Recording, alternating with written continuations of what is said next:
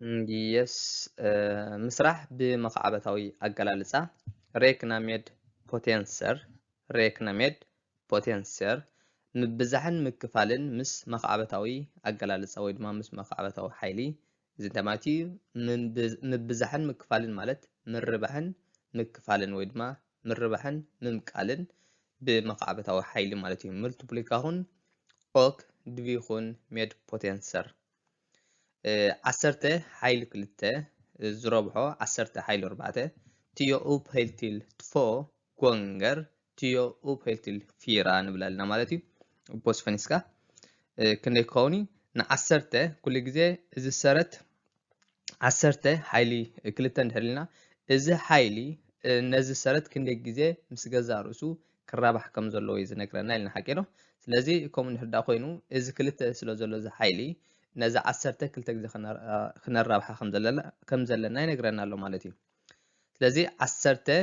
ሓይሊ 2 ማለት 10 ዝረብሖ 10 ይኾነልና ኣሎ ማለት እዩ ዝረብሖ ነዚኣኻ ክንደይ ትዮ ኡፕ ሄልቲል 4 10 ሓይሊ 4 ይብለና ኣሎ 10 ሓይሊ 4 ማለት ከዓኒ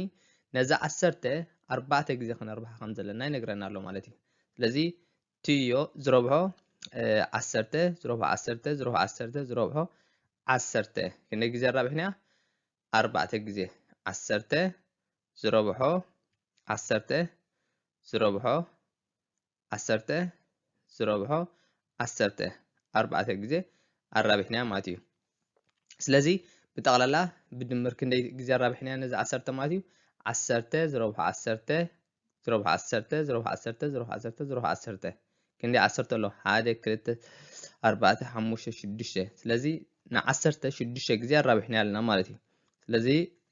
10 ሓይሊ 6 ይኹነልና ብመኽዓበታዊ ኣገላልጻ ክጽሓፍ ከሎ ማለት እዩ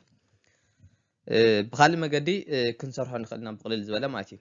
10 ሓይሊ 2 ዝረብሖ 10 ሓይሊ 4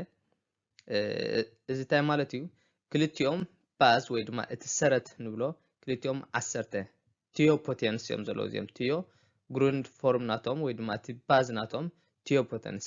10 እዩ ዘሎ እቲ ሰረት ናቶም ማለት እዩ ስለዚ ናይ ክልቲኦም ሰረት ሓደ እንድሕር ዳ ኮይኑ እንታይ ንገብር ካብ ክልቲኦም ሓደ ወሲድና ነቶም ኤክስፖነንተር ወይ ድማ ነቶም ሓይልታት ንድምሮም ማለት እዩ እዚ እንታይ ማለት እዩ 10 10 ካብ ክልቲኦም ሓደ 10 ንወስድ ብድሕሪ እቶም ላዕሊ ዘለዉ ክልተ ሓይሊ 2 ሓይሊ 4 ከዓ ንድምሮም ስለዚ 10 ሓይሊ 2 ተደምሮ 4 ማለት እዩ 2 ተደምሮ 4 ከዓ 6 ይመፀልና ስለዚ 10 ሓይሊ 6 ይመፀልና ማለት ስለዚ ብከምዚ ጌርና ክንደጋግም ግዜ ካብ ንወስድ ወይ ድማ ካብ ንህልኽ በዚ ሕፅር ዝበለ መገዲ ጌርና ብቐሊል ክንሰርሖ ንኽእልና ማለት እዩ ስለዚ ናር ፖቴንሰር ሜድ ሳማ ባስ ሙልቲፕሌሰራስ ሜድ ቫራንድራ ኣዴራስ ኤክስፖነንተርና ስለዚ ተዝብ ዘሎ ሓደ ዓይነት ባስ ዘለዎም ፖቴንስ ወይ ድማ መኽዓበታዊ ኣገላልጻ እንድሕር ዳ ሃልዮም ካብቶም ሓደ ዓይነት ባስ ሓደ ወሲድና እቶም ኣብ ላዕሊ ዘለዉ እንታይ ንገብሮም ነቶም ኣብ ላዕሊ ዘለዉ ኤክስፖነንተር ንድምሮም ማለት እዩ ስለዚ ኤ ሓይሊ ኤም ዝረብሖ ኤ ሓይሊ ኤን እንድሕር ዳ ንኣብነት ነይሩ ምክንያቱ እዞም ታሕቲ ዘለዎ ሰረት ሓደ ዓይነት ቁፅሪ ኣለዎ ማለት እዩ ኤ ኣሎ ማለት እዩ ስለዚ ካብዞም ክልተ ኤ ሓደ ንወስድ ኤ ብድሕሪኡ ኤምን ኤንን ከዓ ንድምሮም ማለት ስለዚ ኤ ሓይሊ ኤም ተደምሮ ኤን ንብል ማለት እዩ እያ ካልእ ምርባሕ ንሰርሕ ፀና ሕጂ ካብ ምምቃል ከ እንታይ ይመስል ብኸመይ መገዲ ክንሰርሖ ንኽእል 10 ሓይሊ 5 ዴላሜድ 10 ሓይሊ 2 ትዮ ኡፕ ሄልቲል ፌም ዴላሜድ ትዮ ኡፕ ሄልቲል ትፎ ማለት 10 ሓይሊ 5 ዝተመቕሎ ን10 ሓይሊ 2 ማለት እዩ ስለዚ ከምዚ ክንገልጾ ፀናሕና እዚ ሓይሊ ነዚ ሰረት ክንደይ ግዜ ብገዛእ ርእሱ ተደጋጊሙ ክራባሕ ከም ዘለዎ እዩ ዝሕብረና ኢልና ስለዚ እዚ 5 ነዚ 10 5 ግዜ ምስ ገዛእ ርእሳ ክትራባሕ ከም ዘለዋ ይነግረና ኣሎ ስለዚ ነራባሕ እያ 10 ዝረብሖ ብ10 ዝረብሖ ብ10 ዝረብሖ ብ10 ዝረብሖ ብ10 5 ግዜ ኣራቢሕና ኣለና ማለት እዩ ዝተመቕሎ ነዚ 10 ካ ክንደይ ግዜ ከነራብሓ ኢና 2 ግዜ ኣራብሓ ይብለና ኣሎ ማለት እዩ ኣራብሓ 10 زربحو ب10 ስለዚህ ከምዚ እንድሕዳ ሰሪዕናዮ ከምዚ ገና እንድሕር ዘርዚርናዮ ኣብ ላዕሊ ዘለዉ ምስ ኣብ ታሕቲ ዘለዉ ክነፋኽሶም ንኽእልና ሓደ ዓይነት ቁፅሪ እንድሕር ኮይኖም ወይ ድማ ዝኑቃት ቁፅርታት እንድሕር ዳ ኮይኖም ማለት እዩ ስለዚ ካብዞም ኣብ ላዕሊ ዘለዉ ሓደ 10 ክነጣፎ ኢና ሓደ ክተርፍ እዩ ካብ ታሕቲ ዘሎ ከዓ ሓደ 10 ክነጥፍ ኢና ማለት እዩ ሓደ ክተርፈና እዩ እንደገና ካብ ላዕሊ ዘሎ ሓደ 10 ክነጥፍ ኢና ሓደ ክተርፍ እዩ ካብ ታሕቲ ከዓ ሓደ 10 ክነጥፍ ኢና ሓደ ክተርፍ እዩ ስለዚ ክንደይ ክመፀና እዩ ኣብ ላዕሊ ጥራይ 3 10 ኣለዋና ማለት እዩ ኣብ ታሕቲ ሓደ ሓደ እዩ ስለዚ ዝኾነ ቁፅሪ ኣብ ላዕሊ ሓደ እንድሕር ኮይኑ ባዕሉ እቲ ቁፅሪ ስለ ዝመፅእ 10 ዝረኽቦ ብ10 ዝረኽቦ ብ10 10 ሓይሊ 3 ማለት እዩ ስለዚ ተመልሲ 10 ሓይሊ 3 ይኾነና ከምዚ ገርና ክንሰርሖ ከለና ማለት እዩ ብካልእ መገዲ ክንሰርሓ ንኽእልና ነዚኣ እውን ብቕልል ድበለ ማለት እዩ 10 ሓይሊ 5 ዝተመቕሎ 10 ሓይሊ 2 ማለት እቶም ባዝ ናቶም ሕጂ እውን 10 ቴዎፖቴንስ ፎርም ስለ ዘሎ እቲ ቤዝ ናቶም ወይ ድማ እቲ ሰረት ናቶም 10 10 ስለ ዘሎ ካብ ክልቲኦም ሓደ 10 ክንወስድና ካብ ክልቲኦም ሓደ 10 ወሲድና ካብቲ ላዕለዋይ እቲ ታሕተዋይ ሓይሊ ክነጉሎ ኢና እዞም ሓይሊ ከዓኒ እቶም ኤክስፖነንተን ካብቲ ላዕለዋይ ኤክስፖነንት ታሕተዋይ ኤክስፖነንት ክነጉሎ ኢና ማለት እዩ ስለዚ እዚ ታሕተዋይ ኤክስፖነንት ካብዚ ላዕለዋይ ኤክስፖነንት ክነጉሎ እንድሕር ኮይና ትዮ 10 ሓይሊ 5 ዝጎደሎ 2 10 ሓይሊ 5 ዝረብሖ ዝጎደሎ 2 ካብ 5 2 እንድሕር ኣጉሊልና ኸኒ 10 ሓይሊ 3 ክመፀልና እዩ ማለት እዩ ያ ስለዚ ናያር ፖቴንሰር med samma bas divideras med varandra subtraheras exponenterna ከምዚ ክብለኩም ዝፀናሕኩ ክልተ ሓደ ዓይነት ሰረት ዘለዎም ናይ መኽዓበታዊ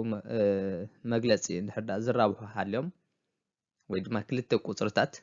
እንድሕር ዳ ዝራብሑ ሃልዮም ናቶም ባዝ ሓደ ዓይነት እንድሕር ዳ ኮይኑ ካብቶም ባዝ ወይ ዳ ካብቶም ሰረታት ሓደ ንወስድ ብድሕሪኡ እቶም ኤክስፖነንተር ወይ ድማ እቶም ሓይልታት ከዓኒ ካብቲ ዝዓበየ ወይ ድማ ካብቲ ላዕለዋይ እቲ ታሕተዋይ ነጉድል ማለት እዩ ወይ ድማ እቲ ታሕተዋይ ካብቲ ላዕለዋይ ነጉድል እዚ እንታይ ማለት እዩ ኤ ሓይሊ ኤም ዝነበረ ኣብ ዝተመቕሎ ኤ ሓይሊ ኤን ነይሩ ብድሕሪኡ ካብ ኤ ክልቲኦም ሓደ ስለ ዝኾኑ ሓደ ንወስድ ብድሕሪኡ ኤም ዝጎደሎ ኤን ንገብር እዚ ኤን ካብዚ ኤም ኣጉዲልናዮ ማለት እዩ ያ Vad händer när exponenten är 0? እቲ ሓይሊ ናይ መኽዓበታዊ ኣገላልፃ 0 ምስ ዝኸውን እንታይ እዩ ዘጋጥም እቲ ሓይሊ ናይ መኽዓበታዊ ኣገላልፃ 0 እንድሕር ዳ ኮይኑ እንታይ ክጋጥም ይኽእል ንኣብነት 10 ሓይሊ 6 ዝተመቕሎ ን10 ሓይሊ 6 ከምዚ ሕጂ ክንገልፆ ፀናሕና ባስ ሓደ ዓይነት ሰረት እንድሕር ሃልይዎም ካብ ክልቲኦም ሓደ ንወስድ እሞ እቶም ሓይልታት ከዓኒ ነንሕዶም ነጓድሎም ወይ ድማ እቲ ታሕተዋይ ካብቲ ላዕለዋይ ነጓድሎ ኢልና ሓቂዶ ስለዚ 10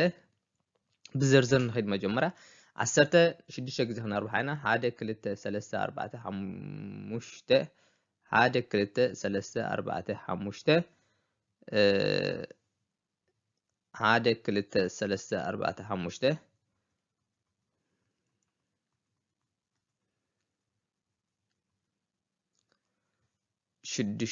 6 ስለዚ ነዚኦም ኩሎም እንታይ ገርናዮም ኣጣፊናዮም እዚ 10 ብላ ብ10 ጠፊና እዚ 10 ብ10 ጠፊና እዚ 10 ብ10 ጠፊና ላዕሊ ዘሎ 10 ብ10 ዘይጥፊና ኣብ ዘሎ 10 እንደገና ኣብ ዘሎ 10 ብ10 ክጠፍኡ እዞም ታሕተው ዘሎ ክልቲኦም 10 ክጠፍኦም ማለት እዩ ስለዚ ንኩሎም ኣጣፊናዮም እዚ ምዚ ጠፍዩ እዚ ምዚ ጠፍዩ እዚ ምዚ ጠፍዩ እዚ ምዚ ጠፍዩ እዚ ምዚ ጠፍዩ እዚ ምዚ ጠፍዩ ኩሎም ነንባዕልቶም ተጣፊኦም ማለት እዩ ስለዚ እንታይ ተሪፍና ማለት እዩ ሓደ ሓደ ሓደ ሓደ ለና ብላዕሊ ኣብ ታሕቲ ከዓ ሓደ ሓደ ሓደ ለና ስለዚ ሓደ ብልዕሊ ሓደ ማለት ሓደ ክመፀልና ማለት እዩ ስለዚ 10 ሓይሊ 6 ዝተመቕሎ ን10 ሓይሊ 6 ሓደ እዩ ዝመፀልና ንብል ኣለና ማለት እዩ ብካልእ ኣገባብ ከምዚ ብሕፅር ዝበለ ዓንቲ ወይ ገለፅናዮ ሓደ ሰረት ንወስድ እሞ ነቶም ሓይልታት ከዓ ነጓድሎም ስለዚ 10 ሓይሊ 6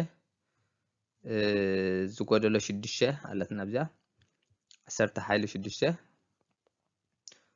ዝጎደሎ 6 ሊካሜድ 10 ሓይሊ 0 ምክንያቱ 6 ዝጎደሎ 6 0 ሓቂዶ ስለዚ 10 ሓይሊ 0 10 ሓይሊ 0 10 ሓይሊ 0 ስለዚ እቲ መኽዓበታዊ ቁጥሪ እንድሕር ዳ 0 ኮይኑ ሓይሊ ናይቲ መኽዓበታዊ ኣገላልጻ ወይ ድማ ሓይሊ ናይቲ መኽዓበታዊ ቁጥሪ እንድሕር ዳ 0 ኮይኑ እንታይ ክኾነናይ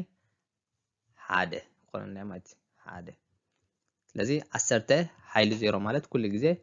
1 ማለት እዩ ስለዚ ዝኾነ ይኹን ሓደ ቁፅሪ ኣብ ሓይሉ 0 እንድሕር ዳ ኮይኑ እቲ መልሲ 1 ይድመፀና ማለት እዩ 4 ሓይሊ 2 ዝተመሃሎ ን4 ሓይሊ 2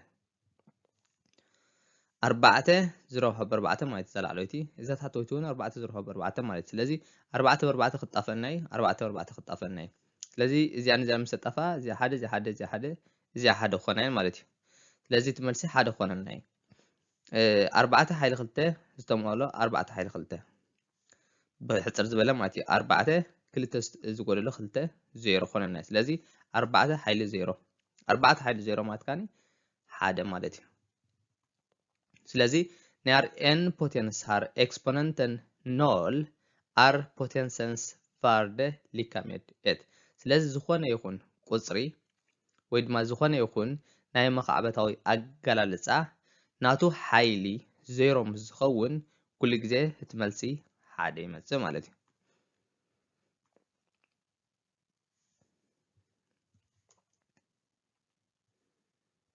እዩ yes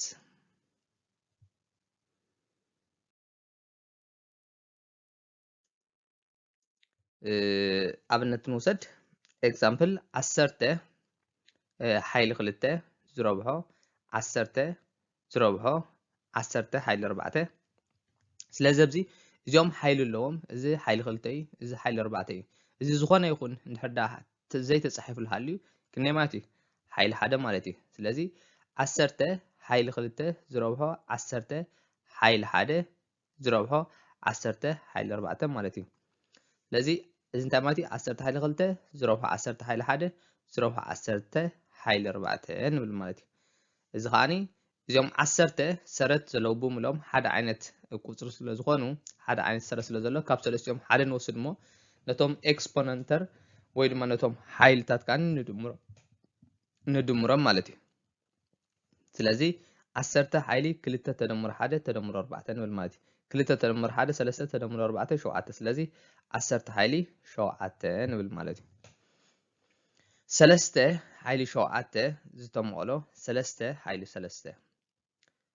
3 ሓይሊ 3 እዚ እንታይ ማለት እዩ 3 ሓይሊ 7 ዝተመቕሎ 3 ሓይሊ 3 በቲ ዝተምሃርናዮ ማለት እዩ ሓደ ዓይነት ሰረት እንድሕር ካብ ሓዲኦም ካብ ክልቲኦም ሓደ ንወስድ ብድሕሪ ካብቲ ላዕለዋይ እቲ ታሕተዋይ ሓይሊ ንጉድሎ ወይ ድማ እቲ ታሕተዋይ ሓይሊ ካብቲ ላዕለዋይ ሓይሊ ንጉድሎ ስለዚ 3 ሓይሊ 7 ዝጎደሎ 3 7 ዝጎደሎ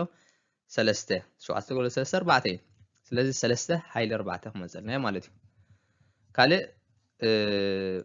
6 ሓይሊ 2 ዝረብሖ 6 ሓይሊ 3 ዝተመቕሎ 6 ሓይሊ 3 ዝረብሖ 6 ሓይሊ 2 ሕጂ መጀመርያ እቶም ኣብ ላዕሊ ዘለዉ ነንባዕልቶም ነራብሖም እቶም ታሕቲ ዘለዉ ከዓ ነንባዕልቶም ነራብሖም ስለዚ 6 ሓይሊ 2 ዝረብሖ 6 ሓይሊ 3 ካብ ክልቲኦም ሰረት ሓደ ንወስድ ብድሕሪቶም ሓይልታት ከዓ ንድምሮም ኢልና ሓቂሮ ዘ ሴም ቲንግ ኣብ ታሕተዋይ ኣብ መቐሊ ከምኡ ክንገብርና ማለት እዩ ስለዚ እዚኦም 6 ሓይሊ 2 ተደምሮ 3 እዚ ኣብ ታሕቲ ከዓኒ 6 ሓይሊ 3 ተደምሮ 2 ስለዚ 2 ተደምሮ 3 5 ኮነ ስለዚ 6 ሓይሊ 5 ዝተመቕሎ 6 ሓይሊ 5 6 ሓይሊ 5 6 ዝተመቕሎ ን6 ሓይሊ 5 ኮይኑ ስለዚ ካብዚኦም 6 ሓደ ክንወስድና ካብቶም ሰረት ማለት እዩ ሓደ ወሲድና ብድሕሪኡ እዚ ታሕተዋይ ካኒ ካብ ዝላዕለዋይ ሓይሊ ክነጉሎ ኢና ማለት እዩ ስለዚ 6 ሓይሊ 5 ዝጎደሎ 5 ክመፀና እዩ 6 ሓይሊ 5 ዝጎደሎ 5 5 ዝጎደሎ 5 0 ይድመፀልና ስለዚ 6 ሓይሊ 0 ክመፅ እዩ 6 ሓይሊ 0 ዝኾነ ይኹን ሰረት ኣብ ልዕሊ 0 እንድሕር ዳ ኮይኑ ዝኾነ ሓይሊ ኣብ መኻዕበታዊ ኣገላልፃ 0 እንድሕር ዳ ኮይኑ እቲ መልሲ 1 ይድመፀልና ማለት እዩ